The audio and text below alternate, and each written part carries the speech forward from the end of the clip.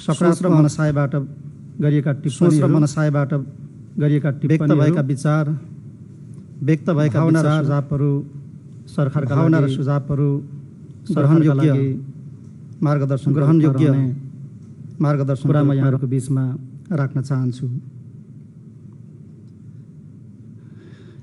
यसरी त्यस प्रकार यस सम्मानित सभामा माननीय सदस्यहरूबाट व्यक्त भएका विचार र भावनाहरूको म स्वागत गर्न चाहन्छु, सम्मान गर्न चाहन्छु।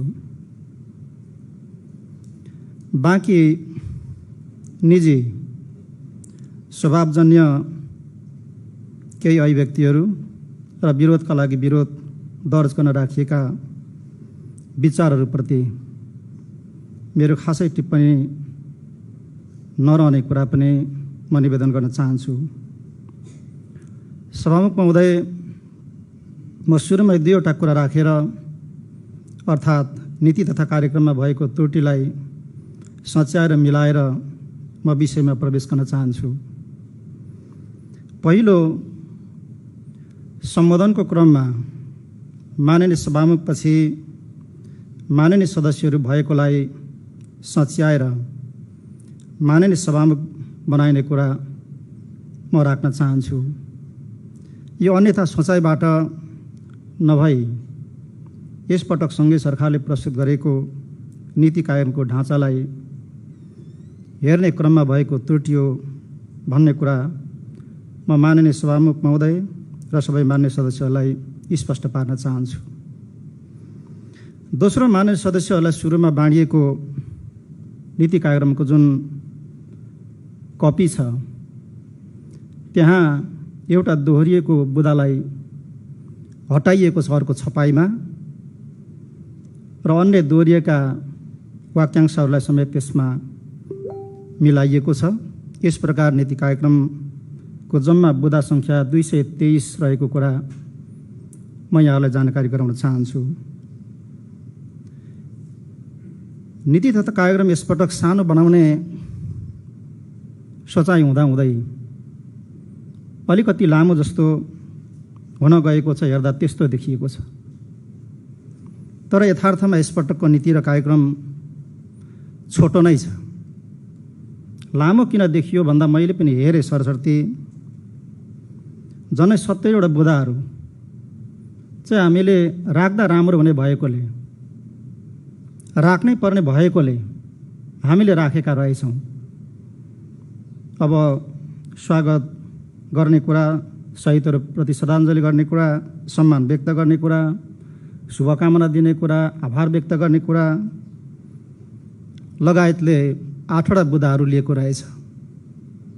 त्यसै गरी हामीले चालु आवकको संक्षिप्त समीक्षा, उपलब्धि र चुनौतीहरूलाई पनि सारमा हामीले यस नीति कार्यक्रमको किताबमा हामीले राख्न खोजेका छौँ।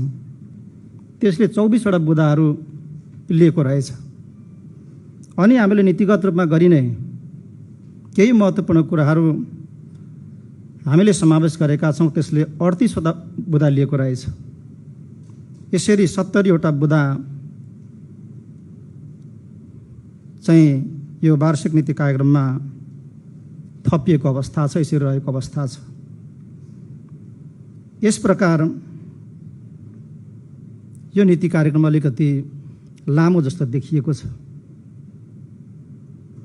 तर यथार्थमा हामीले कन्टेन्टमा हेर्ने हो भने यो नीति कार्यक्रम छोटो छ, छरितो छ। हामीले त्यसै प्रकारको हामीले तयार गरेर माननीय प्रदेश प्रमुख मार्फत यस सभामा प्रस्तुत गरेका छौँ। यो नीति र कार्यक्रममाथि हामीले लामो छलफल गर्दै गर्दा मैले पुरै समय बसेर मान्य सदस्यहरूको विचारहरू, भावनाहरू सुन्दै गर्दा सबैको प्रस्तुतिमा, सबैको विचारमा, भनाइमा यो नीति र कार्यक्रमको विरोध वा आपत्ति वा असहमति कहीँ कतै मैले सुनिनँ। यद्यपि अहिले संशोधनको कुरा हामीले थाहा पायौँ। म त्यसमा अलिकति पछि आउने नै छु। सत्ता पक्षका मान्य सदस्यहरूले यो नीति कार्यक्रमको विरोध गर्ने कुरा भएन। समर्थन गरेर आफ्ना सुझावहरू राख्नुभयो, आफ्ना विचारहरू राख्नुभयो। यस प्रकार उहाँहरूले समर्थन गर्ने कुरा रह्यो नै। विपक्षी दलका हाम्रो मान्य सदस्य, त्यसमा अलिकति पछि आउने नै छु। विपक्षी दलका मान्य सदस्यहरू अधिकांशले यो नीति कार्यक्रमको मूल स्पिरिटलाई समाएर सकारात्मक धारणाहरू राख्नु भएको छ, सुझावहरू राख्नु भएको छ। थोरै केही मान्य सदस्यहरूले नीति कार्यक्रमको कुनै कन्टेन्टमा प्रवेश गर्नु भएन, अरू नै थोकमा आफ्नो 8 मिनटको समय खर्च गर्नुभयो। तर नीति र कार्यक्रमको समर्थन उहाँहरूले पनि गर्नुभएको मैले सुने, मैले त बुझेँ। यसरी छलफलको क्रममा असहमति, विरोध वा आपत्ति कहीँ प्रकट भएको थिएन। नेपाल समाजवादी पार्टीका मान्य सदस्यहरू, सङ्घ लोकतान्त्रिक राष्ट्रिय मञ्चका माननीय सदस्य, उहाँहरूले असाध्य राम्रा विचारहरू राख्नुभयो, शुभकामना दिनुभयो। यसरी मान्य सदस्यहरूले सकारात्मक धारणाहरू राखेर सुझावहरू प्रस्तुत गरेर कुनै न कुनै रूपबाट यो नीति कार्यक्रमको समर्थन गर्नुभएको मैले महसुस गरेको छु। यस मानेमा म सुरुमै म सबै मान्यहरूलाई हार्दिक धन्यवाद भन्न चाहन्छु। मैले आशा गरेको थिएँ, अपेक्षा गरेको थिएँ, यद्यपि अहिले भर्खरै संशोधनबाट केही कुराहरू आएका छन्। यो सायद हिजो सभामुखज्यूले आह्वान गर्नुभएपछि सुटुक्कै केही संशोधन दर्ता भएको रहेछ। तर मैले बोल्ने क्रममा, छलफलको क्रममा नै मैले आशा गरेको थिएँ कि प्रमुख विपक्षी दल लगायतका मान्य सदस्यज्यूहरूले यो कार्यक्रमको निकै विरोध जनाउनु होला, आपत्ति जनाउनु होला भन्ने मैले सोचिराखेको थिएँ। तर मैले अघि भने जस्तो अरू नै थोकहरूमा, अरू नै कुराहरूमा समय उहाँहरूले खर्चिनुभयो। यसरी यसपटक मलाई धेरै सजिलो महसुस भइराखेको छ। यद्यपि भर्खरै केही संशोधनहरू परेका छन्, त्यसकारण मैले यसपटक थोरै समय मैले खर्चिने विचार पनि गरेको थिएँ। तर यसरी दर्ज भएका संशोधनहरूका कारणले सायद मैले अलिकति समय बढ्ता लिनुपर्छ भन्ने मैले ठानेको छु।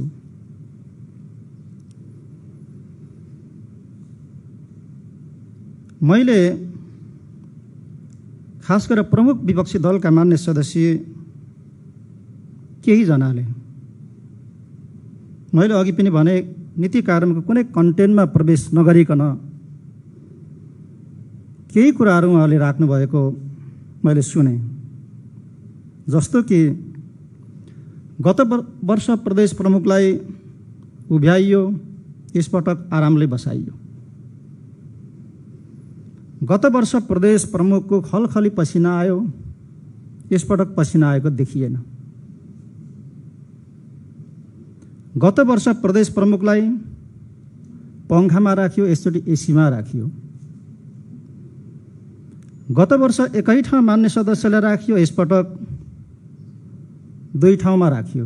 पत्रकारलाई बाहिर राखियो, कर्मचारीलाई कहाँ राखियो, दर्शक दीर्घा कहाँ राखियो। अब यी कुराहरूको जवाब मैले दिनुपर्छ जस्तो मलाई लाग्दैन। कोभिड-19ले सिर्जना गरेको विषम परिस्थितिका बीचमा प्रदेश सभाले गरेको व्यवस्थापन अनुसार हामी यस सभामा उपस्थित छौँ। प्रदेश सभा सचिवालयलाई हामीले धन्यवाद भन्नुपर्छ। मान्य सभामुखज्यूलाई, उपसभामुखज्यूलाई, प्रदेश सभाका सचिव लगायत सबैलाई हामीले धन्यवाद भन्नुपर्छ। यस्तो विषम परिस्थितिमा कोभिड-19 को यस्तो महामारीको बेलामा भौतिक दूरी कायम गराउँदै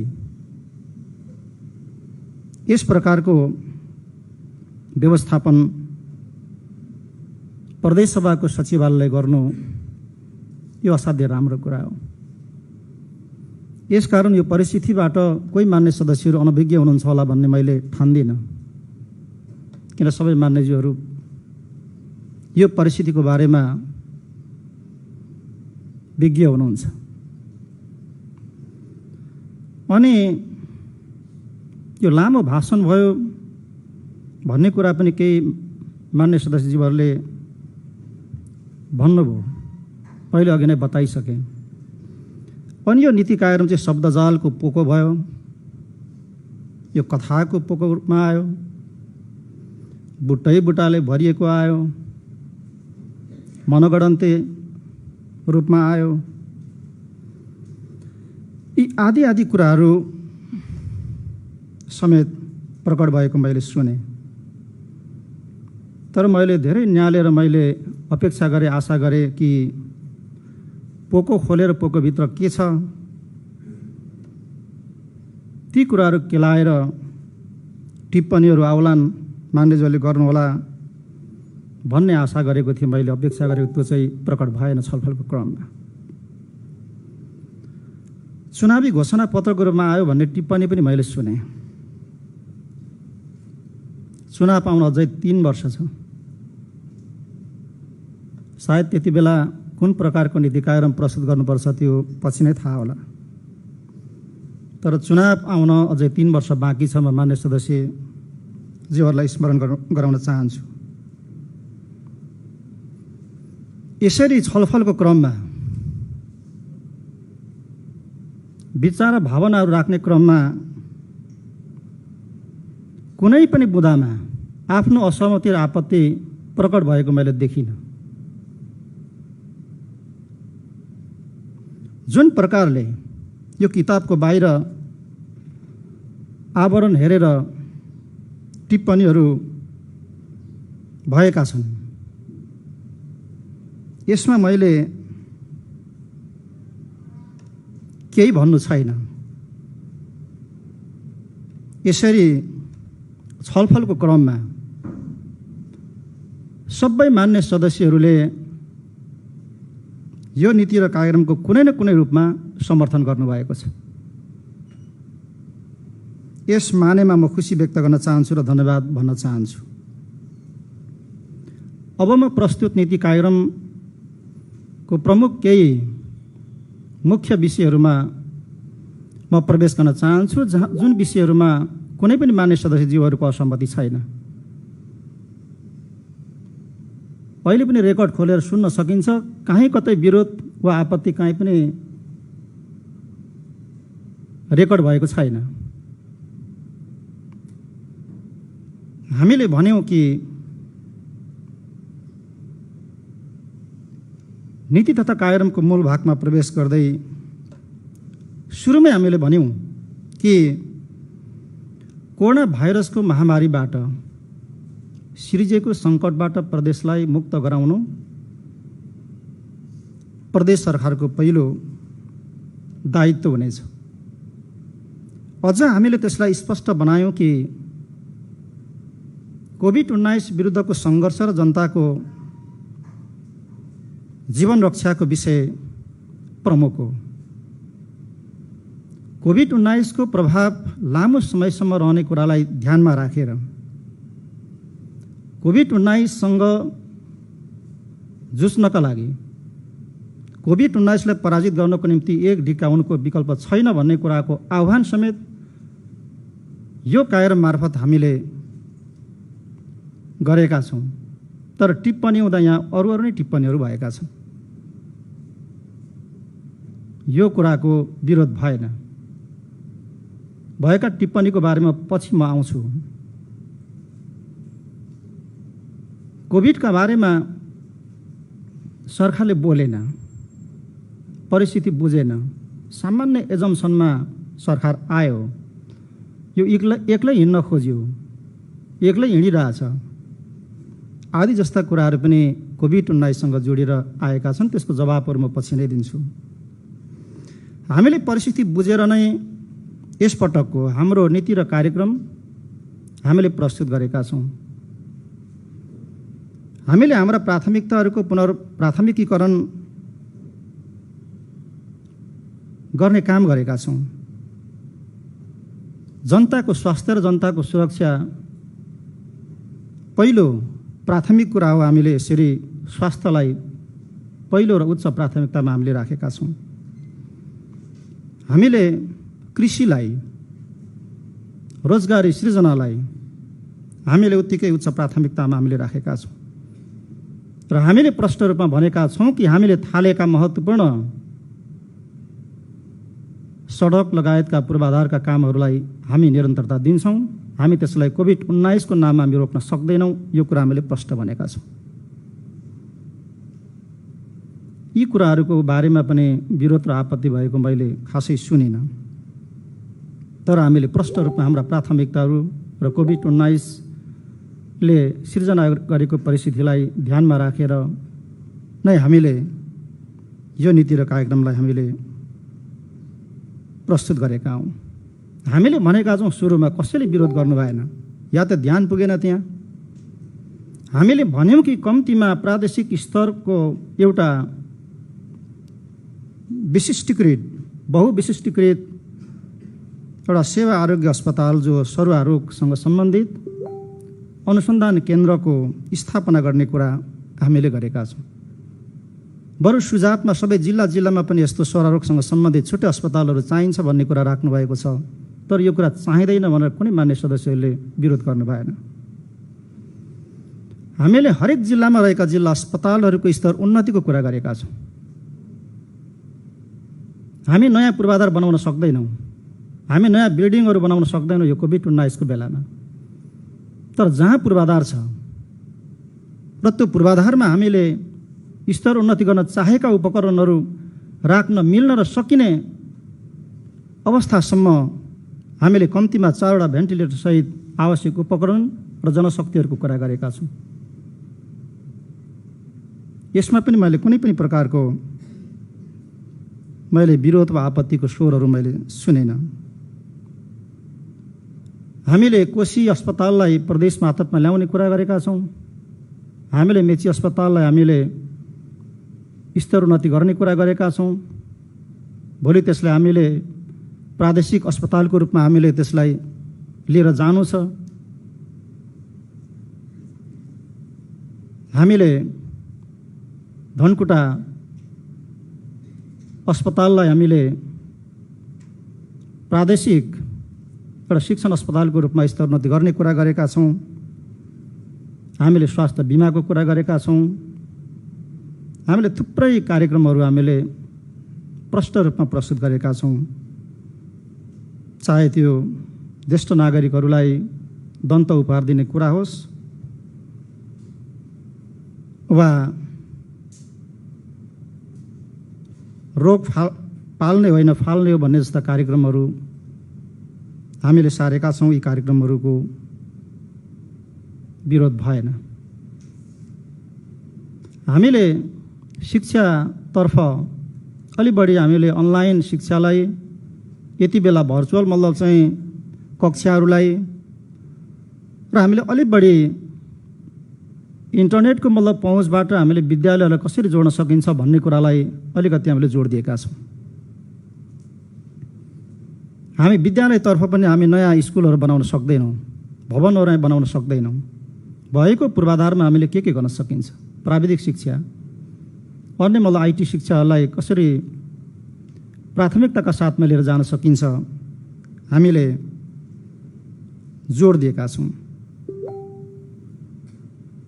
यसमा पनि कुनै आपत्तिहरू प्रकट भएको मैले सुनिनँ। हामीले किसानहरूलाई राहत प्याकेज दिने कुरा गरेका छौँ। अरू क्षेत्रमा पनि राहत प्याकेजहरू पुर्याउनु पर्छ भन्ने कुराको बारेमा छलफल चलिराखेको छ। मान्य सदस्यहरूको संशोधनमा केही कुराहरू जोडिएर आएका छन्, तर यो प्याकेज खराब हो, यो प्याकेज रोक्नुपर्छ भनेर मान्यज्यूहरूको मत कहीँ कतै सुनिएन। हामीले नीति र कार्यक्रम मार्फत असाध्य प्रष्ट रूपमा वैदेशिक रोजगारमा रहेका हाम्रा युवाहरू जो कोरोना भाइरसका कारणले रोजगारी गुमाएर फर्केका छन्, केही कोही फर्कदैछन्, ती युवाहरूलाई जसले त्यहाँ आर्जन गरेको सिपलाई, दक्षतालाई, अनुभवलाई र न्यूनतम पुँजीलाई ठिक ढङ्गले यस प्रदेशमा आफ्नो ठाउँमा सदुपयोग गर्ने वातावरण सरकारले तयार गर्नुपर्छ भनेर हामीले एउटा अनलाइन फर्मको डेभलप गरेर हिजो त्यसको शुभारम्भ समेत हामीले गरिसकेका छौँ र त्यो भर्ने क्रम पनि सुरु भइसकेको छ। प्रदेश योजना आयोगको लिडमा त्यो काम सुरु भइसकेको छ। यसरी हामीले त्यससँग जोडेर हामीले मेरो कृषि मेरो पौरक प्रदेश प्रमुख नवप्रवर्तन कृषि कार्यक्रम हामीले ल्याएका छौँ। हामीले असाध्य प्रष्ट छ। यो धनकुटा सानो टिप्पणी मैले सुने, प्रदेश प्रमुखको नाम किन जोडियो? अस्पताललाई हामीले मेरो कृषि मेरो पौरक हामी संहिताको पहिलो एउटा अभ्यासबाट नयाँ संरचनामा हामी अगाडि गइराखेका छौँ। प्रदेश प्रमुख कुनै व्यक्ति होइन, खास नाम मात्रै होइन। प्रदेश प्रमुख भनेको एउटा संस्था हो, एउटा संवैधानिक अङ्ग हो। यो इन्स्टिट्युसनको अनर हामीले गरेको यो अङ्ग पनि छ, निकाय पनि छ। जनताले बुझ्नुपर्छ, यसलाई संस्थागत गर्नुपर्छ। हामीले यति महत्त्वपूर्ण कार्यक्रम हामीले प्रस्तुत गर्दै गर्दा, लिएर जाँदै गर्दा यो नितान्त नौलो कार्यक्रम छ। हामी संवैधानिक एउटा चाहिँ अङ्गको नामबाट हामी यो कार्यक्रमलाई प्रभावकारी रूपमा लिएर हामी जान चाहन्छौँ। त्यस उद्देश्यबाट हामीले प्रदेश प्रमुख नवप्रवर्तन कृषि कार्यक्रम भनेर हामीले प्रस्तुत गरेका हौँ। म यो कुरा यहाँहरूको बिचमा राख्न चाहन्छु कि संहिता त्यसको एउटा महत्त्वपूर्ण संरचना र त्यससँग सम्बन्धित मर्महरूलाई हामीले आम जनस्तरमा हामीले यसरी बुझाउन चाहेका छौँ, हामीले लिएर जान खोजेका छौँ। हामीले अनुदानमा पहुँच मतलब चाहिँ नपुगिरहेका साना किसानहरूलाई उनीहरूको व्यावसायिक योजनामा आधारित भएर 5 लाखसम्मको कृषि कर्जामा लाग्ने ब्याज 3 वर्षसम्म छुट गर्ने कुरा हामीले गरेका छौँ। यसको विरोध भएन विपक्षी दलका मान्य सदस्यज्यूहरूबाट। पर मैले केही मान्य सदस्यज्यूहरूबाट सुने कि यो अङ्क सानो भयो। सायद सत्तापक्षका मानिसहरूले यो सुझाव दिनुभएको छ। कम्तीमा 10 लाख चाहिँ यसको अङ्क हुनु राम्रो हुन्छ भन्ने कुरा मान्य सदस्यले राख्नु भएको छ। अब चियाको राजधानी हाम्रो प्रदेश, झन्डै 99% चिया हाम्रो प्रदेशमा उत्पादन हुन्छ। अझै पनि मतलब चिया खेतीको विस्तारको असाध्य राम्रो सम्भावना छ हाम्रो प्रदेशमा। हामीले चिया खेतीको विस्तारको कुरा, तयारी चियाको प्रवर्धनको कुरा र बजारीकरणको कुरा हामीले गरेका छौँ र अघिल्लो वर्षबाट हामीले भनेर काम हामीले सुरु गरेका छौँ र यस पटक त्यो काम सम्पन्न हामी गर्न गइराखेका छौँ कि चियाको राजधानी, त्यसमा पनि इलाम जिल्लाको पनि फिक्कल जो सूर्योदय नगरपालिकामा पर्छ, हामीले त्यहाँ एउटा T testing and promotion centre हामी बनाइराखेका छौँ। आगामी आर्थिक वर्षमा यो काम सम्पन्न हुन्छ र त्यस केन्द्रको माध्यमबाट हामी विश्व बजारमा एउटै ठाउँमा चियाका सबै उत्पादनलाई राखेर हामी त्यस प्रकार आवश्यक प्रचार, आवश्यक त्यसको चाहिँ प्रवर्धन र बजारीकरणको काम हामी गर्न सक्छौँ। यसमा पनि काहीँ कतै आपत्तिका कुराहरू मैले सुने। इलाको राजधानी त्यसमा पनि इलाम। हामीले यसपटक अन्न इलाम जिल्लाको कुरा गरेका छौँ। फिकल जो सूर्योदय प्रवर्धन र मान्य सदस्य ध्यान यहाँ गयो कि गएन मलाई थाहा छैन, तर गएको हुनुपर्छ, यो बुझेको हुनुपर्छ सबैले कि हामीले आपत्तिका कुराहरू मैले सुने। इलाको राजधानी त्यसमा पनि इलाम। हामीले यसपटक अन्न किसानहरूको तर उत्पादन भएको मतलब कृषि उत्पादन त्यो वस्तु फिकलको मूल्य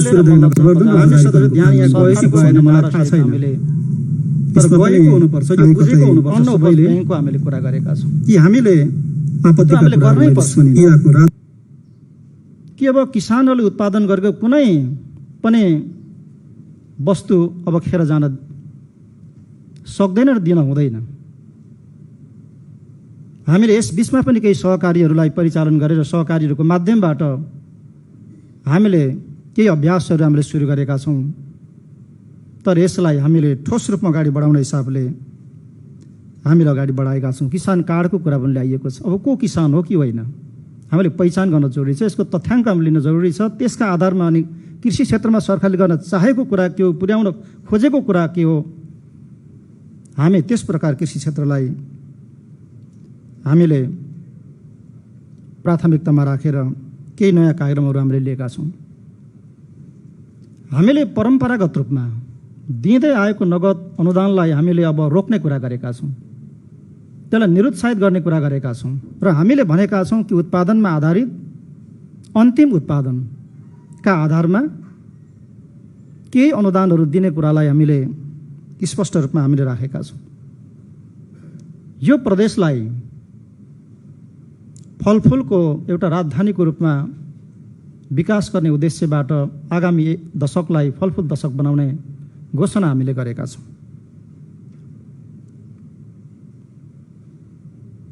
यसरी हामी फलफुलमा समेत आत्मनिर्भर भएर निर्यात गर्ने उद्देश्यसहित हामीले स्पष्ट कार्यक्रम यसपटक हामीले प्रस्तुत गरेका छौँ। कृषिमा प्रदेशलाई आत्मनिर्भर बनाउने उद्देश्यसहित लक्ष्यसहित कृषिमा हामीले आयात गरिएको वस्तुहरूको सूची तयार गरेर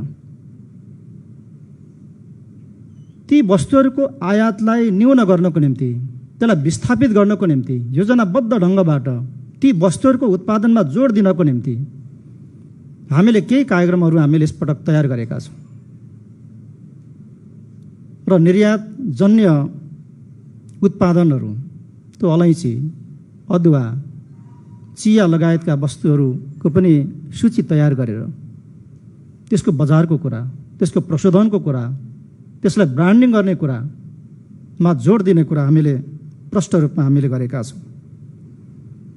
यसरी यति प्रष्ट रूपमा अगाडि सारिएका कार्यक्रमहरूको बारेमा काहीँ कतै पनि मान्य सदस्यज्यूहरूले विरोध गर्नु भएन। सभामुख महोदय, प्रदेश निर्वाचन क्षेत्रलाई आधार बनाएर अगाडि बढाइएका बहुवर्षीय सडकहरू जो स्वीकृत भएर निर्माणमा अगाडि बढिसकेका छन्, मुख्यमन्त्री ग्रामीण सडकलाई पनि हामीले अगाडि बढाएका छौँ। अन्य सडक र झोलुङ्गे पुल सडक पुललाई अगाडि बढाइएको छ, त्यसलाई पनि हामीले निरन्तरता दिने कुरा गरेका छौँ। अहिले रोक्नुपर्छ भन्ने कुरा मान्य सदस्यले भन्नु भएन।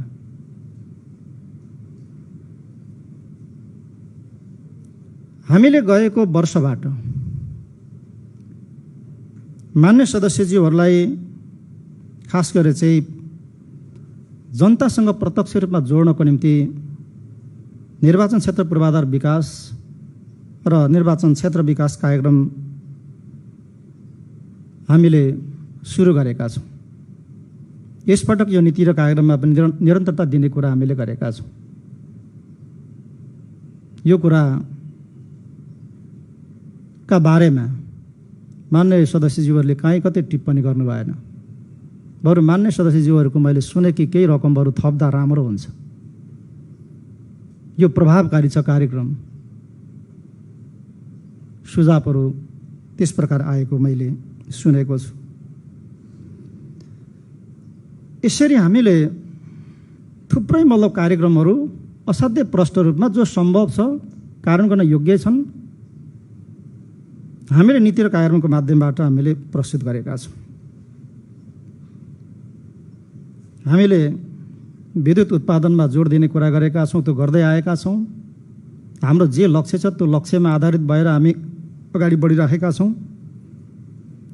यसबाट विपन्न लक्षित सौर्य ऊर्जा उज्यालो कार्यक्रम समेत हामीले समावेश गरेका छौँ। अब क्रमशः हामीले एलपी ग्यासको विस्थापन गर्दै इन्डक्सन चुलोको प्रयोगमा जोड दिनुपर्छ भन्ने कुरा हामीले गरेका छौँ। हामीले उद्योग क्षेत्रमा पनि हामीले विभिन्न कार्यक्रमहरू हामीले तय गरेका छौँ।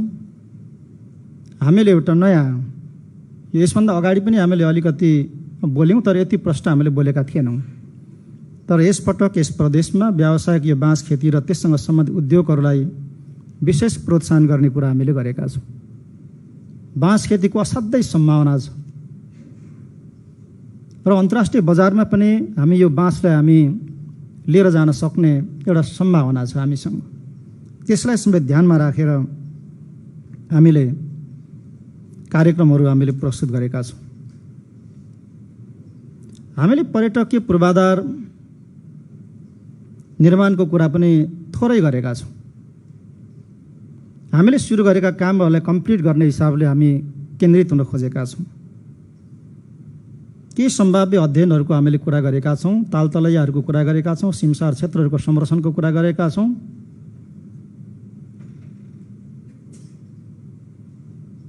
आन्तरिक पर्यटनमा जोड दिने कुरा गरेका छौँ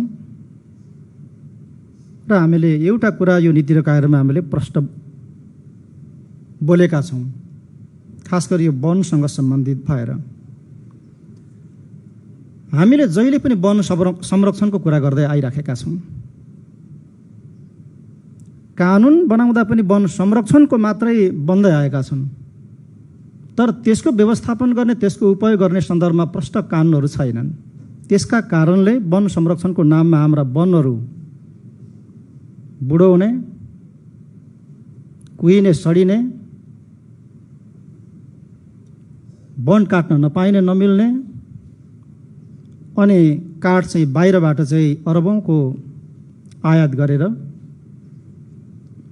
अनि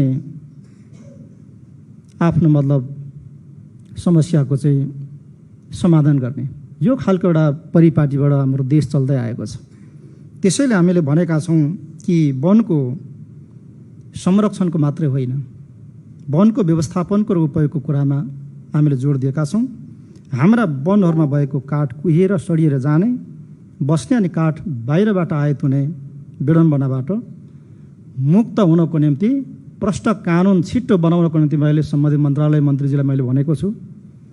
यहाँ वन ऐन सायद यो छलफलमा छ, त्यो समितिले त्यसतर्फ अलिकति ध्यान पनि देओस् र नियमावली बनाउँदाखेरि यो कुरालाई हामीले व्यवस्थित गर्नुपर्छ। यसको तात्पर्य प्रदेशलाई काठमा पूर्ण रूपमा आत्मनिर्भर बनाउने कुरा हो। हामीले महिला र दलित सशक्तिकरणका लागि छुट्टै विधेयकको कुरा हामीले गरेका छौँ। त्यसको स्वागत भएको छ, कसैबाट विरोध आपत्ति भएन।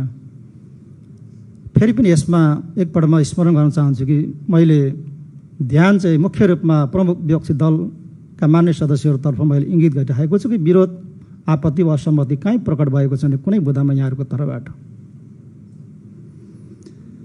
हामीले सबै प्रकारका शोषणहरू, दुर्व्यवहारहरू, बाल श्रम, बाल विवाह लगायतका भेदभावहरूको अन्त्य गर्दै बालबालिकाहरूको उद्धार गर्नको निम्ति एउटा संरक्षण कोषको कुरा पनि गरेका छौँ र भविष्यका कर्णधार बालबालिकासँग प्रदेश सरकार भन्ने कार्यक्रम सुरु गरिएको छ, त्यसलाई निरन्तरता दिने कुरा गरिएको छ। अर्को असाध्यै राम्रो र नौलो त्यो ल्याउनै पर्ने कार्यक्रम यसपटक हामीले ल्याएका छौँ, त्यो भनेको चाहिँ समृद्ध प्रदेशका लागि आत्मनिर्भर छोरी कार्यक्रम। हामीले आगामी 2025 सम्ममा प्रदेशलाई बाल विवाह मुक्त प्रदेश बनाउने हामीले कुरा गरेका छौँ र हामीले बिमा कार्यक्रम लागू गर्ने कुरा हामीले गरेका छौँ। हामीले ज्येष्ठ नागरिक संरक्षण केन्द्र निर्माणको कुरा गरेका छौँ। जग्गा जमिनको टुङ्गो लागिसकेको छ ठुलो मात्रामा र अब त्यो निर्माणको काम सुरु हुन्छ। हामीले युवाहरूको शारीरिक मानसिक विकासका साथै खेलकुदको माध्यमबाट प्रदेशको समृद्धिमा आम युवाहरूलाई जोड्ने कुरा गरेका छौँ। सबै खेल विधाको राजधानी बनाउने कुरा गरेका छौँ। खेलकुदलाई उच्च प्राथमिकतामा राख्ने कुरा गरेका छौँ। खेल ग्रामहरूको कुरा गरिएको छ। खेलकुद शिक्षालयहरूको कुरा गरिएको छ। राष्ट्रिय अन्तर्राष्ट्रिय प्रतियोगिताहरूको कुरा गरिएको छ। यसमा पनि मान्य सदस्यहरूको सबैको समर्थन छ। 13औं साग गेमका विजेताहरूलाई पुरस्कृत गर्ने हामीले निर्णय गरेका छौँ। त्यो कोभिड-19 का कारणले हामीले यहाँ बोलाएर सम्मान गर्न हामीले सकिरहेका छैनौँ, तर हामी सकेसम्म यो हेरौँ। अब यो आगामी केही दिनहरू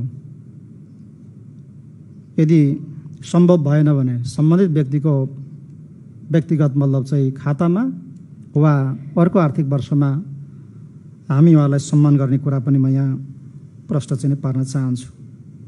हामीले यस प्रदेशका सबै भाषा, कला, साहित्य, संस्कृति र सम्पदाहरूको संरक्षणको कुरा गरेका छौँ, विकासको कुरा गरेका छौँ। त्यसका लागि विज्ञहरूको सम्मेलनको कुरा पनि गरेका छौँ, प्रतिष्ठानहरूको कुरा गरेका छौँ। आदिवासी जनजातिहरूको परम्परागत वेशभूषाको कुरा, पहिचानको कुरा हामीले गरेका छौँ। त्यसको संरक्षणको कुरा गरेका छौँ। सबै जात जातिहरूको हामीले पहिचान झल्कने बहुपहिचान र संस्कृतिमा आधारित सङ्ग्रहालयको कुरा हामीले गरेका छौँ। त्यससँग सम्बन्धित कामहरू भइराखेका छन्। यसमा सरकारले केही कुराहरू चाहिँ बोलेको छ। यी कुराहरूमा पनि कसैको आपत्ति छैन। हामीले शान्ति सुरक्षालाई चुस्त बनाउने कुरा गरेका छौँ, मजबुत बनाउने कुरा गरेका छौँ। प्रहरी ऐन यही प्रदेश सभामा पेश गर्ने कुरा गरिएको छ। हामीले सुशासनमा जोड दिने कुरा गरेका छौँ। उच्चतम स्तरमा सूचना र प्रविधिको प्रयोग गर्ने कुरा गरेका छौँ र प्रदेशलाई क्रमशः डिजिटल प्रदेशतर्फ उन्मुख गराउने कुरालाई हामीले प्राथमिकतामा राखेका छौँ। यो गर्नै पर्ने भित्र पर्छ, यसमा आपत्ति हुने कुरै भएन।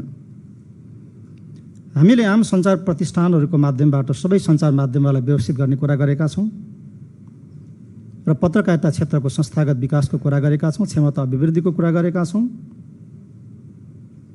यसरी यी कुनै पनि मतलब चाहिँ मुख्य नीति र कार्यक्रमको मूल कन्टेन्टमा प्रमुख विपक्षी दलका मान्य सदस्यहरूको असहमति, विरोध वा आपत्ति कहीँ कतै नै मैले सुनिनँ। पुरै समय बसेमा 1 सेकेन्डमा दायाँ बायाँ नलिकन मैले सुने, हेरेँ र नोट गरेँ। नोट गरेको कुरालाई पनि 2-3 पटक मैले चाहिँ हेरेँ, दोहोऱ्याएर तेह्र्याएर, तर विरोध, असहमति वा आपत्ति कहीँ कतै कुनै बुदामा मैले सुन्न पाइनँ। तर अब मैले अघि एउटा शब्द प्रयोग गरेँ, सुटुक्क मतलब चाहिँ संशोधनहरू चाहिँ केही परेको रहेछ। मैले अन्तिममा हिजो सभामुखज्यूले रुलिङ गर्नुभएको मैले सुने, त्यस पश्चात यो दर्ता भएको रहेछ। मलाई लाग्छ यो सबै नीति कार्यक्रमलाई समर्थन गर्दा गर्दै पनि, यो जायज हुँदा हुँदै पनि कुनै पनि बुदामा मतलब चाहिँ आपत्ति वा असहमति नरहँदै पनि यो अघिल्लो वर्ष पनि मैले भनेको थिएँ कि एउटा धर्म निर्वाह गर्नै पर्छ। त्यसका कारणले धर्म निर्वाहका निमित्त केही संशोधनहरू दर्ता भएको होला भन्ने मैले ठानेको छु। म ती विषयहरूमा पनि म आउँछु नै। म ती जिज्ञासाहरूको ती विषयहरूको म सम्बोधन गर्छु नै र सायद मलाई विश्वास छ कि मान्य सदस्यले आफ्नो संशोधन फिर्ता गर्नुहुन्छ। मलाई त्यो पुरा विश्वास छ। अब म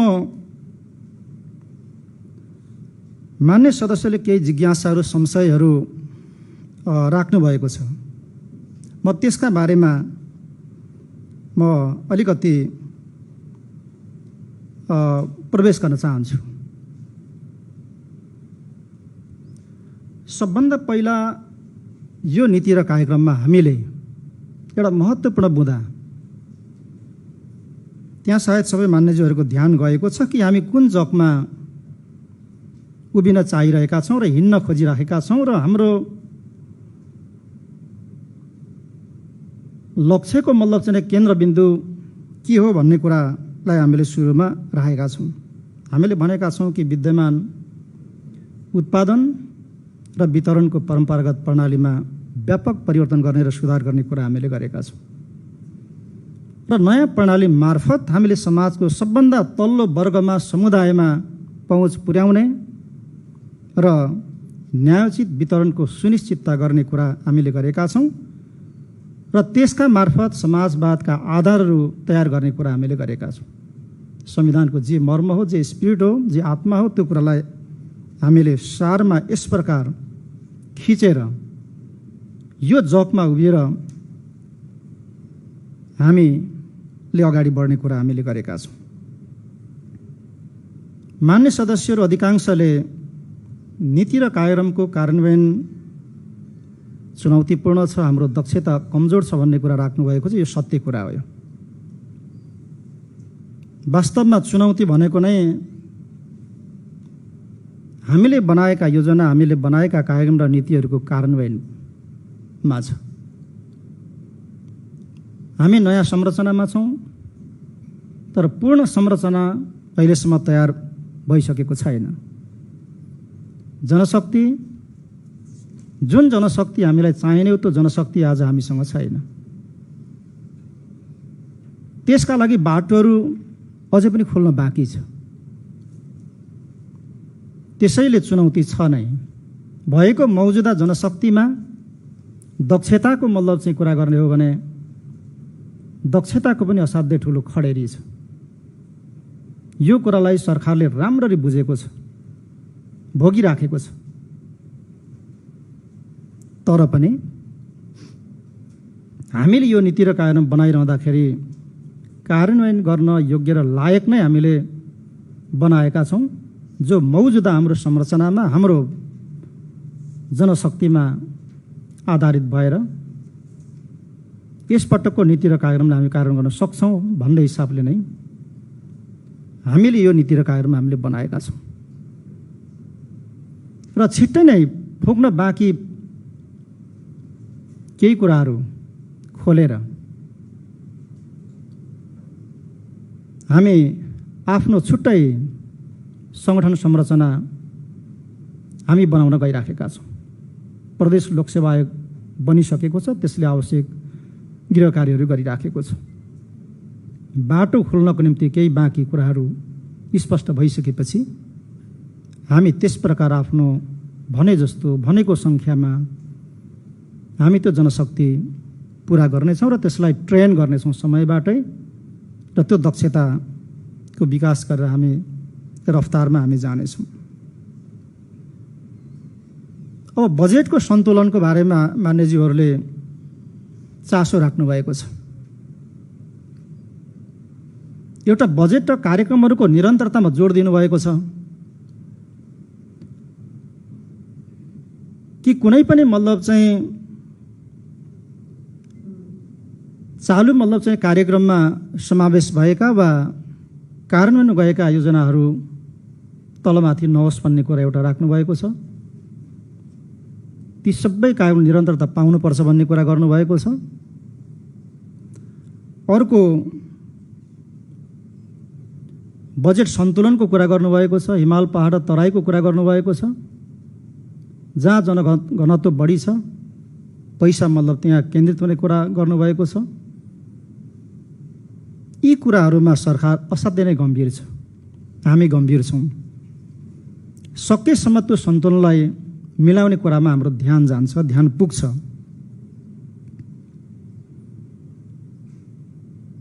सँगसँगै योजनाहरू कसरी बन्छन्, कहाँबाट प्रवेश पाउँछन् जस्ता कुराहरू पनि मान्य सदस्यज्यूहरूले छलफलको क्रममा गम्भीरतापूर्वक चाहिँ विषयहरू त्यसरी पनि उठाउनु भएको छ। यसभन्दा अगाडि यहाँहरूले भन्नुभए जस्तै मन्त्रीलाई पनि थाहा नहुने, मान्य सदस्यलाई पनि थाहा नहुने, तर योजनाको सूची चाहिँ लामो हुने रातो किताबमा यो कसरी हुँदै आयो भन्ने कुरा राख्नु भएको छ। यस्तो भएको देखियो यसभन्दा अगाडि। यसपटक यो कुरालाई 100% रोकिएको छ आजको मितिसम्म र मलाई लाग्छ यो यसपटक त्यो कुरालाई पूर्ण रूपमा रोकिनेछ। त्यस प्रकार चाहिँ मैले सबैलाई आवश्यक रुलिङ समयमै मैले गरि पनि सकेको छु। हामीले आवधिक योजना बनाएका छौँ, योजना छनौट योजना तर्जुमाको दिग्दर्शन बनाएका छौँ। मध्यमकालीन खर्च संरचना हाम्रो बनेको छ। त्यसमा आधारित भएर हाम्रा कार्यक्रमहरू, हाम्रा बजेटहरू, योजनाहरू अब तर्जुमा हुन्छन्। कुनै पनि ब्याकडोरबाट कसैले प्रयोग गरेर वा कसैको मतलब चाहिँ प्रभावमा परेर योजनाहरू त्यस प्रकार समावेश हुने, कार्यक्रममा समावेश गर्ने कुरालाई त्यस प्रकार चाहिँ निरुत्साहित गर्न खोजिएको छ। त्यसपछि अब झोलामा कृषि बोकेर हिँड्नेहरूलाई अनुदान दिने काम बन्द गरियोस् भनेर खबरदारी गर्नुभएको छ। यसपटक मैले अघि नै भने कि यो गोठ र उहरूलाई मतलब चाहिँ भेरिफाई गरेर अनि अनुदान चाहिँ बाँड्ने कुरालाई चाहिँ अब धेरै हामीले प्रोत्साहित गर्ने वा अगाडि बढाउने कुरा यो उपयुक्त होइन भन्ने निष्कर्षमा आइपुगेका छौँ। त्यसैले अन्तिम उत्पादनमा आधारित भएर मात्रै अनुदान दिने कुरालाई हामीले केही मात्रामा लिएर जानुपर्छ र नयाँ ढङ्गले हामीले कसरी मतलब चाहिँ सरकारको तर्फबाट चाहिँ किसानहरूलाई सहयोग गर्न सकिन्छ त्यस प्रकारको एक्सर्साइज गर्ने भन्ने कुरामा हामी पुगेका छौँ। त्यसो हुनाले यो चिन्ता नराख्नको निम्ति म मान्य सदस्यलाई आग्रह गर्न चाहन्छु।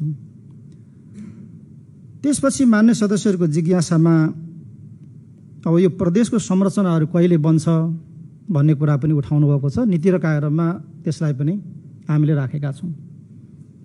जग्गाहरूको खोजी गर्ने काम भइराखेको छ। उपयुक्त ठाउँ, उपयुक्त जग्गाको खोजी भइराखेको छ। हामीले छिट्टै नै यी संरचनाहरू कहाँ रहन्छन्, उपयुक्त ठाउँ अनि उपयुक्त जमिनको टुङ्गो गरेर आगामी आर्थिक वर्षबाट आवश्यक अध्ययन गर्ने, डिजाइन तयार गर्ने र निर्माण गर्ने कामलाई हामीले सुरु गर्नुपर्छ। यसमा हामीले नीति कार्यक्रममा हामीले बोलेका छौँ। मैले प्रदेशको कर्मचारी संरचनाको बारेमा अघि नै भने यो छिट्टै अब बन्छ। प्रशासनिक संरचनाहरू पनि हामी त्यसै प्रकारले हामीले बनाउँछौँ। यही हिसाबबाट हामीले अगाडि बढ्नुपर्छ। त्यसपछि मैले नीति र कार्यक्रममा अलिकति जोड दिएको कुरा भनेको चाहिँ भ्रष्टाचारमा शून्य सहनशीलताको कुरा। यो विषय मानिसहरूलाई पत्यार लागेकै छैन। यो जताततै भ्रष्टाचार, जताततै हाम्रो एकजना मान्यज्यूले भन्नुभयो डोकोले छोपेको छ, सबै पालबाट देखिया छ, के गर्ने। स्थिति त्यस्तै छ। तर मैले भनेको छु कि प्रमाणको आधारमा, तथ्यको आधारमा चाहिँ कोही पनि मान्छे 1 घण्टाभन्दा बढी चाहिँ टिक्दैन। मुख्यमन्त्रीको तहमा आइसकेपछि त्यो कुरा चाहिँ मैले लागू गरिराखेको छु। यो कुरा सत्य, म जतिन्जेल बस्छु यो कुरामा कठोर ढङ्गले मेरो योगदान रहन्छ करप्सन कन्ट्रोलमा।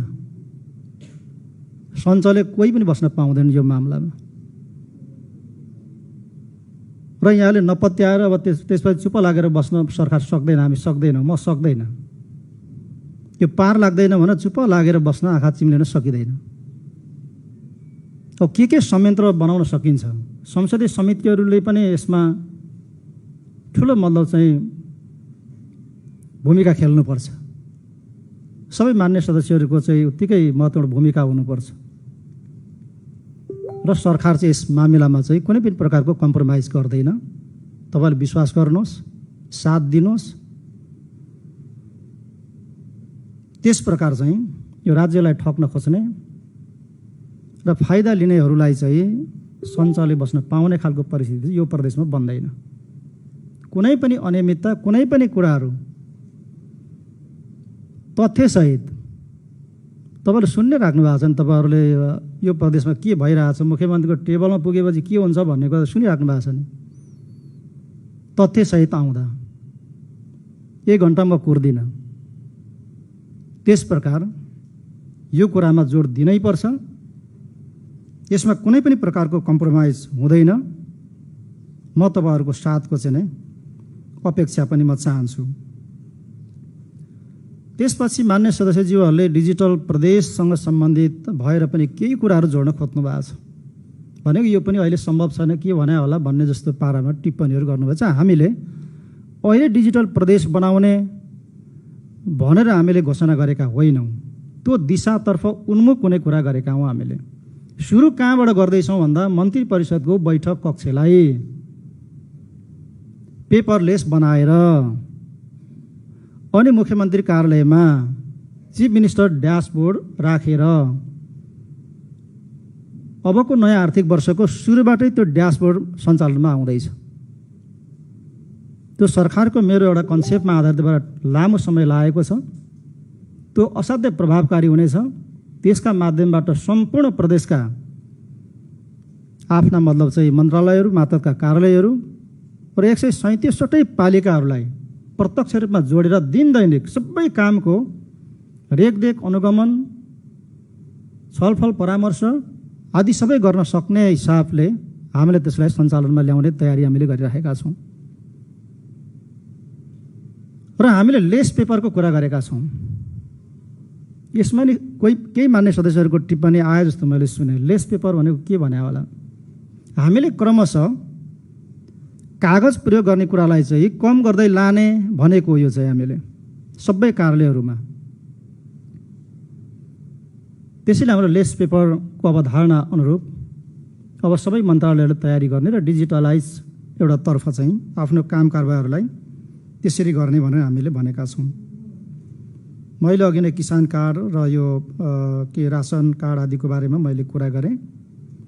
अब विपन्नको नाममा आपत आइपर्छ, यस्तो महामारी आइपर्छ, हरेक वर्ष चाहिँ हामीले राहत बाँड्नुपर्छ। कसलाई राहत दिने?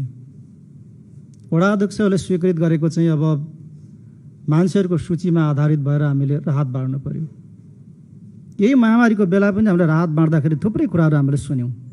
मान्छे छुटेका छन्, पाउनुपर्ने मान्छेले राहत पाएको छैन, र नपाउने मान्छेले राहत थापेर चाहिँ खाइराखेको छ भनेपछि वास्तविक विपन्न को हो? यसको पहिचान गरेर हामीले चाहिँ त्यो परिचय पत्रको व्यवस्था गर्नुपर्छ, ताकि यस्ता विपदकालमा, यस्ता महामारीको बेलामा ठिक ढङ्गबाट हामीले चाहिँ राहतहरू चाहिँ पुर्याउन सकियोस्। हामीले त्यो कुरा भनेका छौँ। अब सङ्घसभा जिल्ला पानीको मुहान अब जलस्रोतको चाहिँ नम्बर 1 अब जिल्ला हो। मान्य सदस्यले जे भन्नुभयो त्यो सत्य कुरा हो। हामीले केही नाराहरूका साथमा अगाडि पनि हामीले केही कुराहरू गऱ्यौँ र यसपटक हामीले ल्याएका छौँ केही कार्यक्रमहरू। सङ्घसभा जिल्ला अछुतो रहने कुरा पनि भएन। अनि जडीबुटीको हबको कुरा गर्नुभएको छ। हामीले यसपटक जडीबुटी जोनको कार्यक्रम हामीले चाहिँ लन्च गर्दैछौँ। यसले सङ्घसभा जिल्लालाई पहिलो प्राथमिकता राखेर समेट्छ। त्यस प्रकारको कार्यक्रम बनेको छ। मैले सम्बन्धित मन्त्री सचिवज्यूलाई राखेर पनि कार्यक्रम तर्जुमा गर्ने बेलामा छलफल गरेको छु। यसरी हामीले चाहिँ यी कुराहरूलाई समेट्ने कुरा म यहाँहरूको बिचमा राख्न चाहन्छु। अब पर्यटकीय स्थलहरूको थुप्रो नाम छुट्यो, दरबारहरूको नाम छुट्यो, अब छाँगाहरूको, झरनाहरूको नाम छुट्यो, आदि आदि ठाउँहरूको नाम छुट्यो भन्ने कुरा राख्नुभएको छ। यो अघिल्ला हाम्रा नीति कार्यक्रमहरूमा दस्तावेजीकरण भइसकेको छ। हामीले पहिचान गरेका ती त्यस्ता ठाउँहरूको विकासमा योजनाबद्ध रूपमा हामी अगाडि बढेका छौँ। यसपटक हामीले 14वटै जिल्लामा पर्यटकीय विकासको चाहिँ पूर्वाधार विकासको, अन्य कनेक्टिभिटी विकासको चाहिँ गुरु योजना तयार गर्ने कार्यक्रम छ। त्यसले सबै कुरालाई समेटेर ल्याउँछ। त्यस पश्चात हामी त्यो गुरुयोजनाको आधारमा पर्यटकीय पूर्वाधारहरूलाई हामी अगाडि बढाउँछौँ। त्यो कुरा म यहाँहरूको बिचमा चाहिँ राख्न चाहन्छु। त्यसपछि अघिल्ला वर्षका मुख्य कार्यक्रमहरूतर्फ ध्यान आकर्षण गराउनु भयो कि मान्य सदस्यज्यूहरूले यसमा सत्तापक्ष र प्रमुख विपक्षी दल अन्य मान्य सदस्यहरूले यसमा चाहिँ जिज्ञासाहरू राख्नुभएको छ। जस्तो केचना टु सगरमाथा फास्ट ट्र्याकको कुरा हामीले गरेका थियौँ। यो असाध्यै नै महत्त्वपूर्ण र महत्त्वाकांक्षी परियोजना हो यस प्रदेशको। यसको प्रारम्भिक सर्वेको काम सकिएको छ। 3टा प्रकृतिबाट यसको अध्ययन गरिएको छ। एउटा सतहको एउटा रोडको निश्चित किलोमिटर छ, एउटा मतलब चाहिँ सुरुङ मार्गको एउटा निश्चित किलोमिटर त्यस प्रकारको अध्ययन भएको छ र अलिक ठुलो किलोमिटरमा केवल कारको एउटा प्रोभिजन राखेर अध्ययन भएको छ। किनभने अहिले फास्ट ट्र्याकको कुरा गरेका छौँ हामीले। सगरमाथा आजै पुगेर आजै मतलब यहाँ फर्कन सक्ने वा बस्न सक्ने यी यस्ता खालका प्रोभिजनहरू राखेर त्यसको चाहिँ अध्ययन गर्ने काम भएको छ र यसलाई परियोजना ब्याङ्कमा राखिएको छ। यसमा विभिन्न अन्तर्राष्ट्रिय लगानीकर्ताहरूको ध्यान आकर्षित छ। लगानी बोर्ड मार्फत अगाडि बढ्ने गरिकन यसलाई अहिले परियोजना ब्याङ्कमा राखिएको छ। 50वटा योजनाहरूलाई हामीले अहिले परियोजना ब्याङ्कमा हामीले समेटेका छौँ। त्यस्तै धरान मूलघाट सुरुङ मार्गको कुरा पनि यहाँले गर्नुभएको छ। यसको पनि प्रारम्भिक सर्वेको काम सकिएको छ र यसलाई पनि त्यही परियोजना ब्याङ्कमा राखिएको छ। त्यसपछि केबल कारका परियोजनाहरू यसलाई पनि हामीले प्रोजेक्ट ब्याङ्कमै राखेर आवश्यक अध्ययनको कामहरू हामीले चाहिँ गरिराखेका छौँ। यो रानी गेटको कुरा पनि एकजना मान्य सदस्यले ध्यान आकर्षण गराउनु भएको मैले सुने।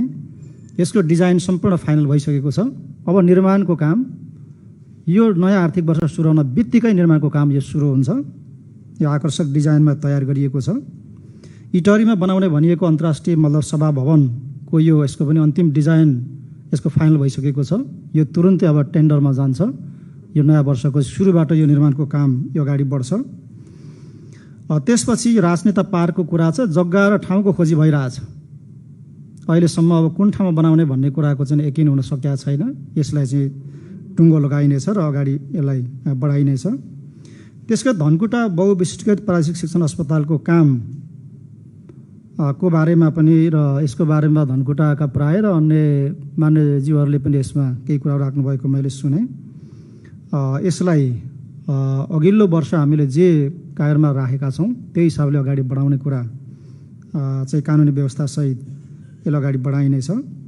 अब हुलाकी सडकहरूको कुरा पनि उठाउनु भएको छ। यसमा अब हाम्रो ध्यान यसमा छ। खास गरेर चाहिँ अब यी सडकहरू प्राथमिकता प्राप्त सडकभित्र पर्छन्।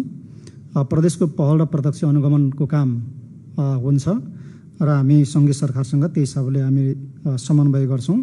त्यसमा जातीय आधारमा होइन वर्गीय आधारमा यो जनता आवास कार्यक्रम चाहिँ लागू हुनुपर्छ भन्ने कुरा मान्य सदस्यज्यूले राख्नुभएको छ। यो एकदम यो जायज कुरा छ। यो मननयोग्य छ। यसलाई त्यही रूपमा चाहिँ लिइनेछ। हामीले प्रारम्भिक मल को कुरा हामीले गरेका छौँ। अर्ग्यानिक कृषि खेतीको हामीले कुरा गरेका छौँ। तर मान्य सदस्यहरूले केहीजनाले सायद 1 वा 2 जनाले चाहिँ रासायनिक मलको मतलब चाहिँ कारखानाको उद्योगको पनि कुरा गर्नुभएको छ। यो सायद छलफल गर्नुपर्ने विषयभित्र पर्छ होला। हामी छलफल गर्छौँ। त्यसपछि हामीले सुरु गरेका यो पूर्वाधारका आयोजनाका बारेमा पनि अलिकति शङ्का व्यक्त गर्नुभएको छ। यी साँच्चै यी कार्यक्रमहरू अगाडि बढ्छन्, सम्पन्न हुन्छन् भन्ने कुरामा शङ्का व्यक्त गर्नुभएको छ। यसबाट हामी पछि हट्दैनौँ। उच्च प्राथमिकतामा राखेर यी आयोजनालाई हामी अगाडि बढाउँछौँ। यसमा म ढुक्काउन सबै मान्यज्यूलाई आग्रह गर्न चाहन्छु। त्यसपछि म फेरि पनि जोड्न चाहन्छु मान्य सदस्यहरूलाई जनतासँग प्रत्यक्ष रूपमा जोड्नका लागि हामीले सुरु गरेका कार्यक्रमहरू त निर्वाचन क्षेत्र पूर्वाधार विकास कार्यक्रम, निर्वाचन क्षेत्र विकास कार्यक्रमको निरन्तरता हुन्छ र थप मतलब जनतासँग मान्य सदस्यहरूलाई बलियो रूपमा जोड्नको निम्ति के गर्न सकिन्छ, सरकार एकदमै सकारात्मक छ। यद्यपि अब यसको बजेटको अङ्क बढाउनुपर्छ भन्ने जस्ता कुराहरू पनि मान्य सदस्य राख्नु भएको छ। अब यो चाहिँ कोभिड-19 का कारणले र हाम्रो बजेटको आकार सीमाका कारणले हामी धेरै त्यतातर्फ चाहिँ हामी जान सक्ने अवस्था छैन। तथापि के गर्न सकिन्छ हामी त्यसका बारेमा छलफल गर्ने नै छौँ। त्यसपछि हामीले यही कृषिसँग सम्बन्धित अब महत्त्वपूर्ण यो परियोजनाहरू हामीले यसपटक प्रस्तुत गरेका छौँ। यी कार्यक्रमहरूको कार्यान्वयनमा कुनै पनि प्रकारको संशय वा शङ्का नराख्न म आग्रह गर्न चाहन्छु, किनभने यी असाध्य नै अत्यावश्यक महत्त्वपूर्ण आजका लागि कोभिड-19 ले सिर्जना गरेको यो विषम परिस्थिति र त्यसले खडा गरेको चुनौतीलाई सामना गर्नको निम्ति बनाइएका कार्यक्रमहरू हुन्।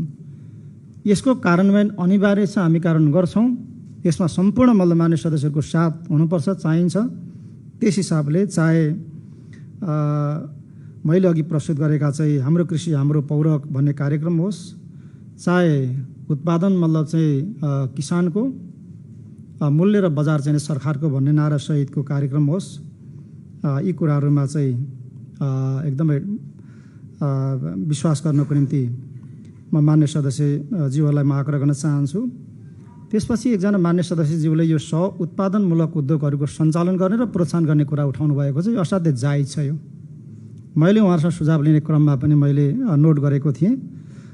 यसलाई नीतिमै ठ्याक्कै यही शब्दमा भाषामा त राख्न सकिएन, तर सम्बन्धित मन्त्रालय मार्फत यी कुराहरूलाई सम्बोधन गर्ने गरिकन मन्त्री सचिवज्यूहरूले त्यसको तयारी गरिराख्नु भएको छ भन्ने कुरा पनि म मान्यज्यूहरूलाई राख्न चाहन्छु। त्यसपछि जातीय छुवाछुतको कुरा चाहिँ को बारेमा कुनै अभियानको कुरा आएन, कुनै कार्यक्रमको कुरा आएन भन्ने कुरा पनि आएको छ। हामीले 75-76 को आर्थिक वर्षबाट नै हामीले अभियान सुरु गरेका छौँ। त्यो अभियान त्यो निरन्तर जारी छ, त्यसलाई जारी राखिन्छ। म त्यो कुरा चाहिँ राख्न चाहन्छु।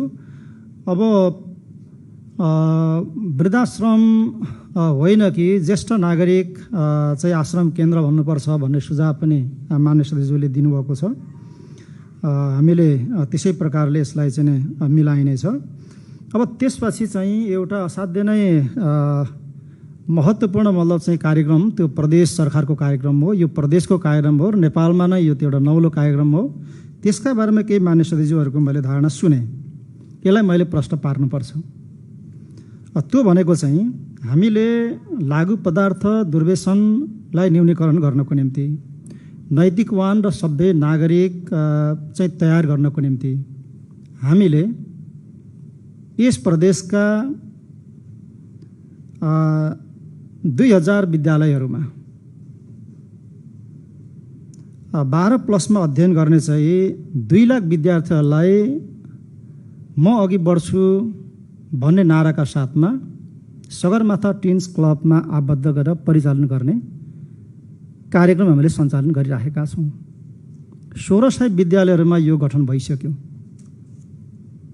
यो असाध्य नै नौलो, असाध्य नै प्रभावकारी, असाध्य नै लोकप्रिय अभियान हो। यो नेपालमा प्रदेश नम्बर 1 मा यो अभियान चलिराखेको छ। यसले सम्पूर्ण देशको ध्यान तानिराखेको छ। यो अत्यावश्यक कार्यक्रम हो। हामी एकातिर मतलब चाहिँ स्वस्थ स्वच्छ सुखी र समुन्नत प्रदेशको एउटा आकाङ्क्षाका साथमा अगाडि बढ्ने, लागु औषध दुर्व्यसन विरुद्धको विभिन्न कुराहरू हामीले गर्ने, तर यो अभियान हामीले कुन मर्ममा कसरी हामीले सुरु गरेका छौँ भन्ने बारेमा चाहिँ अलिकति मान्य सदस्यहरूले यसका बारेमा गम्भीरतापूर्वक बुझ्नको निम्ति म आग्रह गर्न चाहन्छु। अब यसमा कार्यकर्ता भर्नाको कुरा छैन, यसमा विद्यार्थीहरू सङ्गठित हुने हो र विद्यार्थीहरू परिचालित हुने हो। यो अभियानमा यहाँले सायद जोड्न खोज्नु भएको सहजकर्ताको कुरा होला, सायद एउटा जिल्लामा एउटा सहजकर्ता खटिरह होला, त्यो कुन विधिबाट एउटा मापदण्डबाट सायद अब ऊ छानिएको होला, काहीँ त्यस्तो पर्यो होला। तर यो अभियान चाहिँ नेपालमा पहिलोपटक प्रदेश नम्बर 1 मा नौलो प्रभावकारी असाध्य लोकप्रिय कार्यक्रम हो। यो अब 400 मतलब विद्यालयहरूमा यो गठन हुन बाँकी छ। छिट्टै नै यसले पूर्णता प्राप्त गर्छ र यो अभियान चाहिँ नै कन्टिन्यू चल्छ। म यति कुरा चाहिँ स्पष्ट पार्न चाहन्छु। अब म अन्तिममा दुईटा कुरामा चाहिँ केही कुराहरू राखेर म आफ्नो कुरालाई टुङ्ग्याउने म अनुमति चाहन्छु। नम्बर 1, प्रदेशको नामाङ्कनको कुरा यहाँ उठेको छ। यो संशोधनको सन्दर्भमा पनि मान्य सदस्यज्यूले उल्लेख गर्नुभयो। म यसमा के भन्न चाहन्छु भन्दा यो नामाङ्कनको विषय यो नितान्त यस सम्मानित प्रदेश सभाको क्षेत्र अधिकारभित्रको यो विषय हो। यो संवैधानिक हिसाबले नै यो त्यसरी किटानी गरिएको चाहिँ व्यवस्था छ। अब यो कुराको थाहा सबै मान्य सदस्यज्यूहरूलाई यो छ। यो सरकारले क्याबिनेटले फ्याट्टै निर्णय गरेर यहाँ ल्याएर सुनाउने विषयभित्र पर्दैन। यो अब जहाँसम्म यो विषयलाई हामीले टुङ्ग्याउने कुरा छ, हाम्रो साझा प्रतिबद्धता छ। म आफ्नो दलको तर्फबाट प्रतिबद्ध छु र यो प्रदेश सभामा प्रतिनिधित्व गर्ने सबै राजनीतिक दलहरू प्रतिबद्ध हुनुहुन्छ। हाम्रो साझा प्रतिबद्धता हो। हामीले थाँती राख्दा नै हामीले अघि हाम्रो मान्य सदस्यले भन्नुभयो जस्तो माइनोटली हामीले चाहिँ एउटा सहमतिबाट यो कुरालाई हामीले थाँती राखेका हौँ। अघिल्लो पटकको हिउँदे अधिवेशनमै हामीले यो विषयलाई टुङ्ग्याउने बाचा यही रोस्टमबाट हामीले बोल्दा हामीले गरेका थियौँ। तर कोभिड आयो, विषम परिस्थितिका बीचमा हामी छौँ। त्यसैले यस विषयमा हामीले छिट्टै नै प्रवेश गर्नुपर्छ।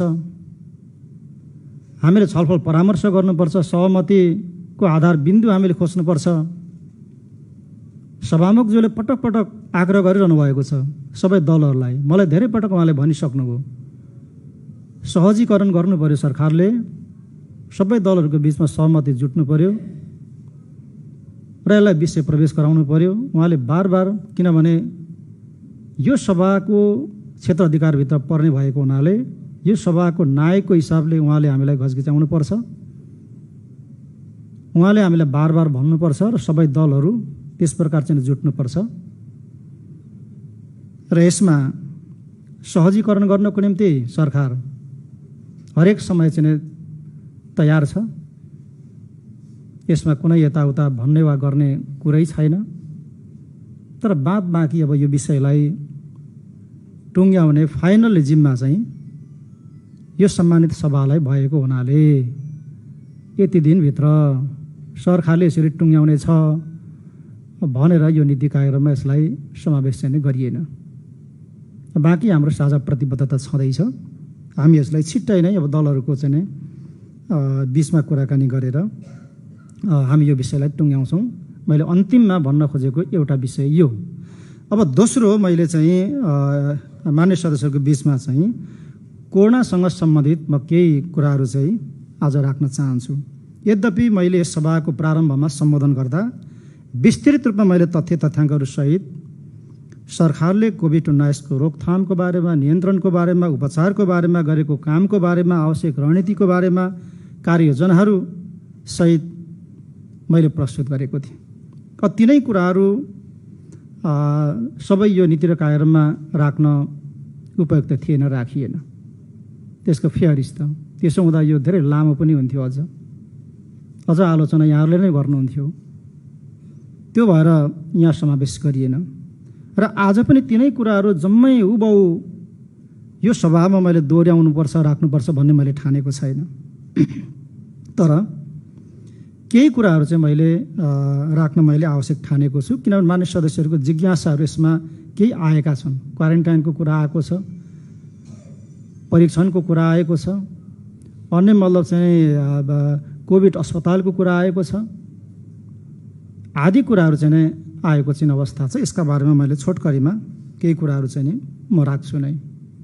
अब सुरुमै हामीले भनेका छौँ कि कोरोना आजको प्रमुख चुनौती हो हाम्रो। यो मतलब चाहिँ सङ्कटबाट प्रदेशलाई मुक्त गर्नु र जनताको जीवन रक्षा गर्नु हाम्रो चाहिँ पहिलो अनिवार्य कर्तव्य हो भनेर हामीले भनेकै छौँ। यो सरकारले राम्रो बुझेको छ। यस प्रकार सुरुबाटै हामी राम्ररी जुटेका छौँ। यस प्रदेशमा कोरोनाको सवालमा हामी एकदमै चुस्त रूपमा हामी सुरुबाटै हामी लागिराखेका छौँ, खटिराखेका छौँ।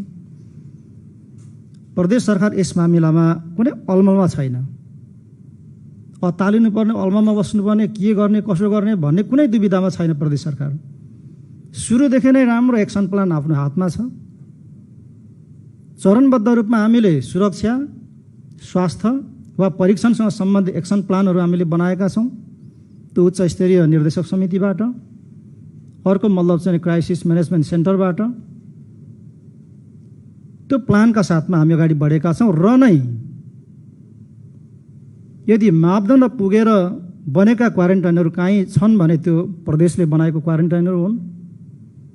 आज क्वारेन्टाइनहरूको जुन कुरा यहाँले गरिरहनु भएको छ, प्रदेश सरकार अन्तर्गत बनेका क्वारेन्टाइनहरू जो नेपाली सेनाको सहयोगमा हामीले बनायौँ, ती क्वारेन्टाइनहरू तोकेको मापदण्डभित्र पर्दछन्। त्योभन्दा बाहेकका क्वारेन्टाइनहरू मापदण्डभित्र पर्दैनन्। अधिकांश अवस्था त्यो छ। मैले भन्न खोजेको चाहिँ हामीले सुरुबाटै राम्ररी सबै व्यवस्थापन गर्नुपर्छ भनेर लागेको परिणाम नै हामीले निश्चित सङ्ख्यामा चाहिँ मापदण्ड अनुसारको क्वारेन्टाइनहरू हामीले तयार गरेका छौँ। हामीले आइसोलेसन वार्डहरूको हामीले बेलैमा कुरा गऱ्यौँ। हामी आफैले बेलैमा सरकारको क्याबिनेटको निर्णयले 1 हप्तामा कोभिड अस्पताल बनाउने कुरा गऱ्यौँ। हामीले 1 हप्ता भन्यौँ तर त्यो 12 दिनमा तयार भयो। हामीले 50 बेडको भन्यौँ, त्यहाँ 100 बेडको मतलब क्षमतामा अहिले हामीले त्यसलाई सञ्चालनमा ल्याएका छौँ। यो हाम्रो पूर्व तयारी हो।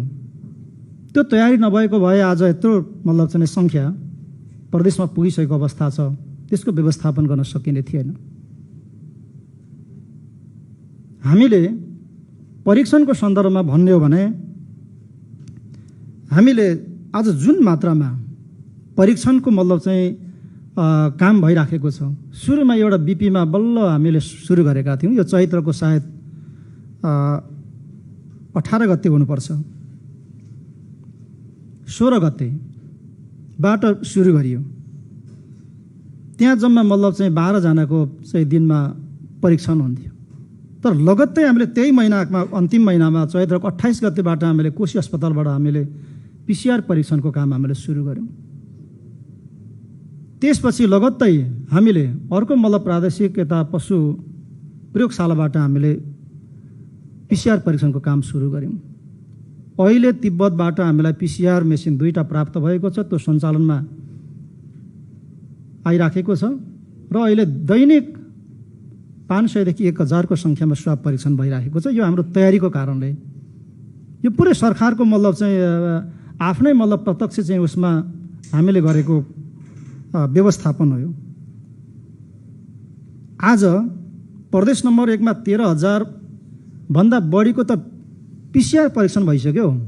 एकपल्ट मान्य सदस्यज्यूहरूले अन्य प्रदेशमा कति कति भएछ पिसिआर भनेर एकचोटि तथ्याङ्क खोजेर तुलना गर्नुहोस् त। त्यति सङ्ख्यामा यो प्रदेशले चाहिँ पिसिआर परीक्षण गरिसक्यो।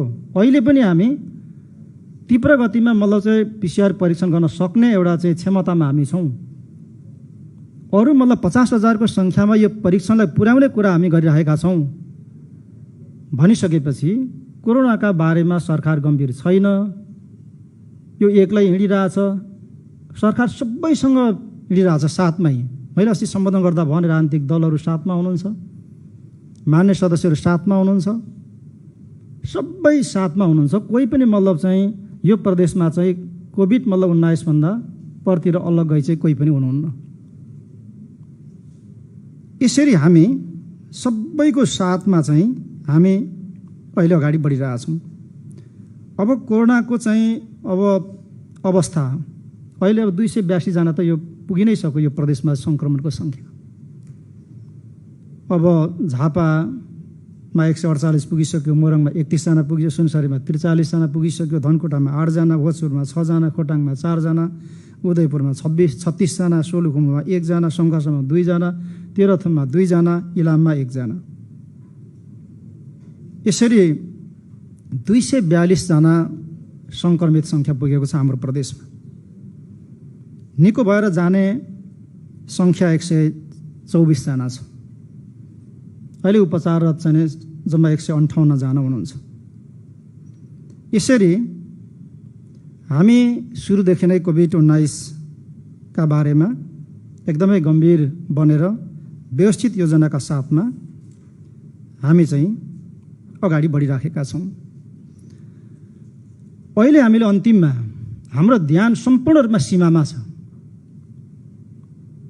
केन्द्रीय सरकारले 3टा प्रवेश बिन्दु तोक्यो, तर हामीले अरू थप 4वटा प्रवेश बिन्दु तोकेर 60 ठाउँ प्रवेश बिन्दु तोकेर हामीले भन्यौँ कि आउन चाहनेहरूलाई सजिलो बाटो हामीले दिनुपर्छ।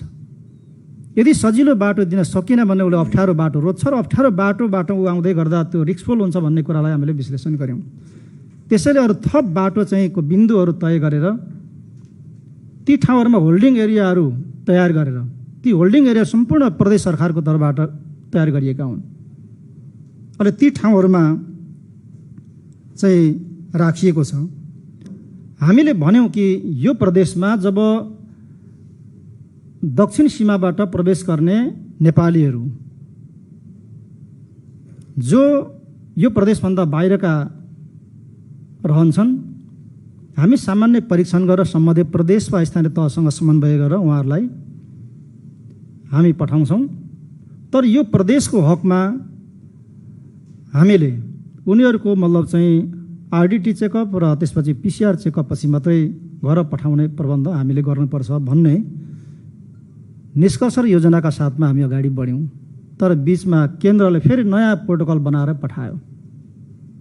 त्यो भनेको चाहिँ सम्बन्धित प्रवेश बिन्दुमा सामान्य परीक्षण गर्ने, होल्डिङ एरियामा एकछिन राखेर सम्बन्धित पालिका र प्रदेशहरूसँग समन्वय गरेर आरडिटी परीक्षण पनि नगरिकन सर्लक्कै स्थानीय तहको क्वारेन्टाइनमा लगेर राख्ने गरी पठाउने भन्ने कुरा आयो। अब अहिले हामीले के गरिरहेका छौँ भन्दा क्वारेन्टाइनमा पुगिसकेपछि त्यो क्वारेन्टाइनमा सबभन्दा पहिला आरडिटी परीक्षण गर्ने, आरडिटी परीक्षण गर्दाखेरि उसको पोजिटिभ देखियो पिसिआर तत्काल लिने, स्वाब लिने र पिसिआरमा टेस्ट गर्ने। यदि पोजिटिभ देखिएन भने जति दिन बस्न पर्ने हो त्यति दिन त्यहाँ राखेर घरको क्वारेन्टाइनमा पठाउने।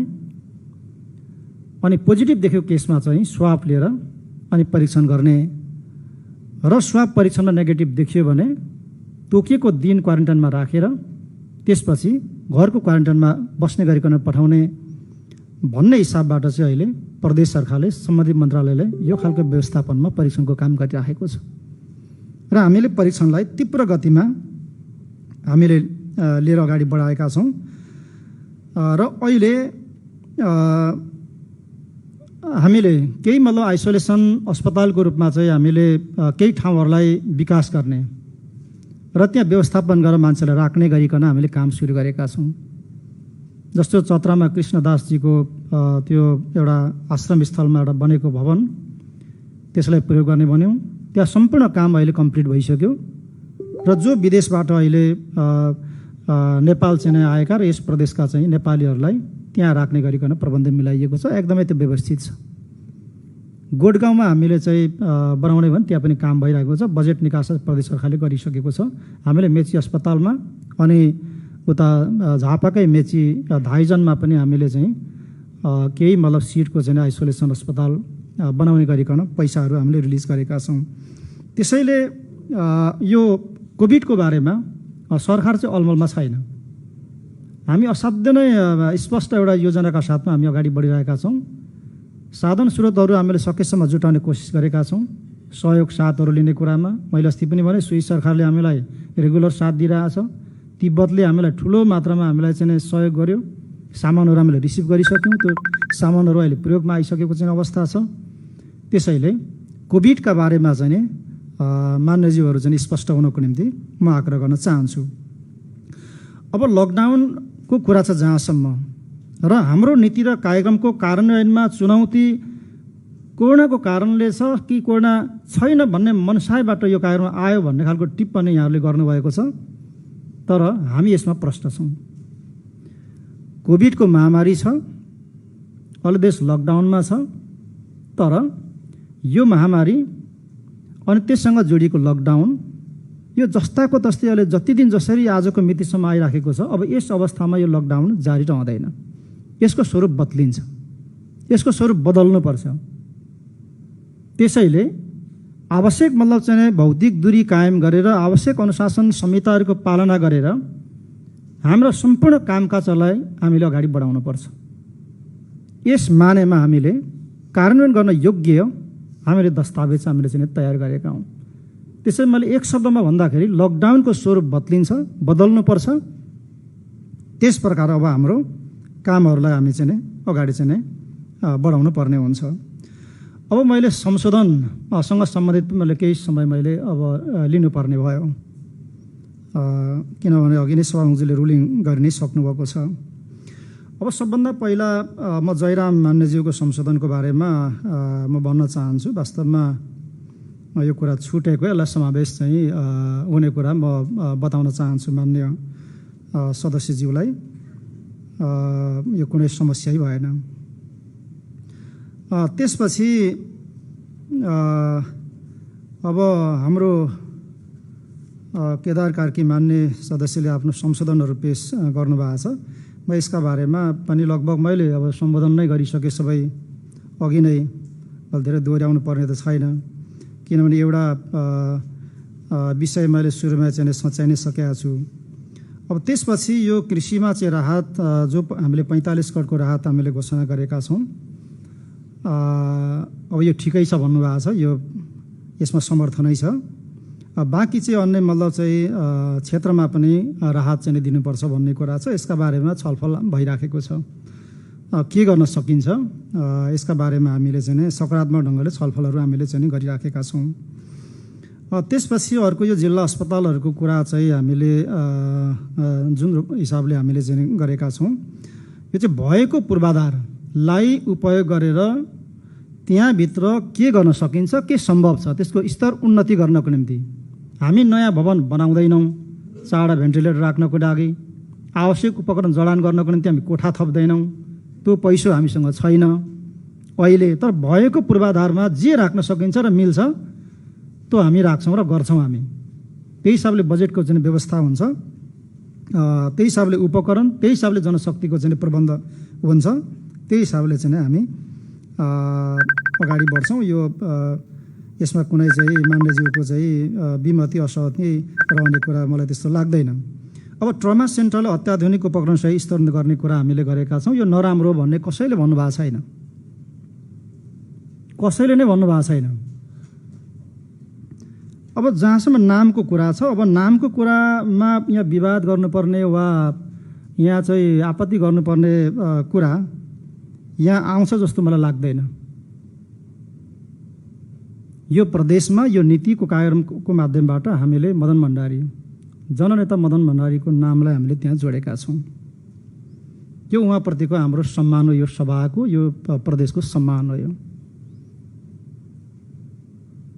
अब यो सम्मानप्रति अरू प्रकारका मतलब चाहिँ विचार वा दृष्टिकोण वा अरू प्रकारका चाहिँ कुराहरू प्रकट गर्नु भनेको चाहिँ त्यसले शोभा दिँदैन कसैलाई पनि। जो कसैले बोल्ने कुरा वा जो कसैले अलग्गै ढङ्गबाट बोल्ने कुरा चाहिँ त्यसले शोभा दिँदैन। मदन भण्डारीको नामलाई अस्वीकार गर्नु भनेको समग्र देशको परिवर्तनलाई अस्वीकार गर्नु, परिवर्तनको मतलब चाहिँ अवज्ञा गर्ने कुरा। आज उहाँका चाहिँ विचारहरू यति ठुलो मतलब नेपाली समाज र नेपाली राजनीतिले परिवर्तनको चाहिँ उचाइ लिएको छ। मैले सायद यहाँभन्दा धेरै मैले अरू कुराहरू भन्न पर्दैन। त्यसैले यो नामसँग चाहिँ त्यस प्रकार चाहिँ के भन्ने त्यसलाई नामले अनि अन्यथा महसुस हुनुपर्ने वा गर्नुपर्ने कुरा यो केही छैन। अस्पताल राम्रो बनाउने हो, भएका अस्पतालहरू राम्रो बनाउने हो हामीले, यति कुरा म चाहिँ राख्न चाहन्छु। अनि एउटा नारा थप उहाँले दिनुभएको छ, कोखदेखि शोकसम्म। यो नाराको बारेमा पनि हामी छलफल गरौँला, के गर्न सकिन्छ। अब राजधानी केन्द्र संरचनाको बारेमा चाहिँ मैले अघि नै भनिसकेँ। यो छिट्टै हामी टुङ्गो गर्छौँ र आवश्यक अध्ययन, डिजाइन र निर्माणको काम हामी सुरु गर्छौँ। अब यति भनेपछि सबै संशोधनको सम्बोधन भयो। 100% मैले सम्बोधन चाहिँ नै गरेँ। अब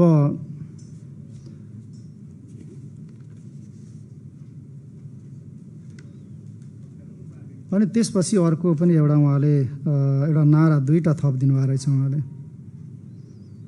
म कोरोनासँग लड्छु भन्ने कुरा चाहिँ रहेछ। यसमा मेरो के छ भन्नुभन्दा पनि यो अभियान यो नाराको साथमा चलाउनु चाहिँ गाह्रो हुन्छ होला, किन यो कोरोना खोइ देखिँदैन। कसरी भेट्ने, कसरी यो अभियानमा भाग लिने, यो न देख्न सकिन्छ, न छाम्न सकिन्छ, न के गर्न सकिन्छ। यो चाहिँ सो घोषित रूपमा तपाईँ हामी चाहिँ अब एक ढिका भएर कोरोना भाइरसलाई पराजित गर्न सजग हुने, सचेत हुने, सावधानी अपनाउने, सबैलाई आह्वान गर्ने, के गर्नु छ योगदान गर्ने। यो अभियान अब सुरु भइसक्यो, सो घोषित विश्व यो अभियानमा छ। छुट्टै क्लब जस्तो बनाएर लाग्दाखेरि जुत्नै सकिँदैन, देख्दै देखिँदैन कसरी जुत्ने रह्यो। त्यो भएर यो त्यति यो कोरोनासँग लड्छु भन्ने नारा र अभियान चाहिँ यो त्यति जायज हुँदैन भन्ने कुरा मलाई लाग्छ। बाँकी सम्बोधन गरेँ मैले संशोधनहरू सबै। अब यति कुरा राखेर म मान्य सदस्यज्यूहरूलाई धेरै धेरै धन्यवाद भन्न चाहन्छु। यो असाध्यै विषम परिस्थितिमा हामी उपस्थित छौँ। आगामी आर्थिक वर्षको नीति कार्यक्रम यस्तो परिस्थितिमा हामीले पेश गरेका छौँ। यो एकदमै कार्यान्वयन गर्न चाहिँ योग्य नै दस्तावेजको रूपमा यो तयार भएको छ। म सबै मान्य सदस्यहरूलाई यो नीति कार्यक्रमको समर्थन गरेर पास गरिदिनुको निम्ति म आग्रह गर्दै म मान्य सभामुखज्यूलाई विशेष धन्यवाद व्यक्त गरेर आफ्नो भनाइहरूलाई म टुङ्गाउन चाहन्छु। धन्यवाद। माननीय सदस्यहरू, प्रदेश नम्बर 1 को प्रदेश सभा नियमावली 2074